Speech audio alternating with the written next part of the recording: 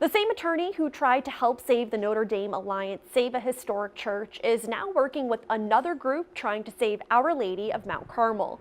He says he's hopeful Mount Carmel's case proves to be something the diocese can't argue with. Our Chandler Walsh joins us now to explain. Chandler.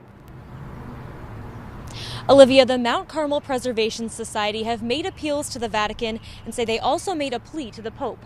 However, this is the first lawsuit to save the church. Mauro Di Pasquale says the removal of sacred items from Our Lady of Mount Carmel Church is devastating. People thought that they were going to get, married here. They baptized their kids here. They thought they were going to get buried here. The Mount Carmel Preservation Society isn't giving up on saving the former church and are taking the Worcester Diocese, a state office, and demolition company to court. Their move similar to the Save Notre Dame Alliance's efforts less than a year ago. We want to be a first-rate city. We need to start acting like one, respecting our history and being willing to spend a little bit of extra money to save old things that, once it's gone, it's gone. Attorney Robert Scott represented the Alliance and is also representing the Preservation Society. He says there's an argument in the Mount Carmel case Notre Dame didn't have, so there could be a different outcome. In that situation, there was at least an argument that the state action that triggers the review requirement had already taken place. Horse out of the barn.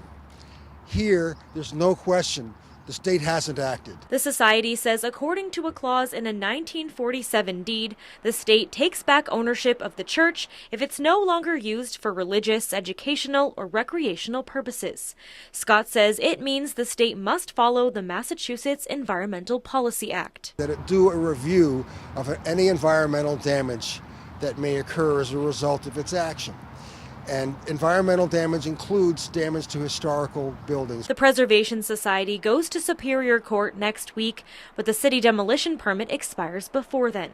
Di Pasquale hopes the diocese holds off until their day in court. We're asking that for a stay of execution, if you will, that this church remain intact so we could have the due process. The construction company and law firm representing the diocese have not responded to our request for comment. DCAM, the state office named a defendant in the lawsuit, says they're unable to comment on pending litigation. Live in Worcester, Chandler Walsh, Worcester News Tonight.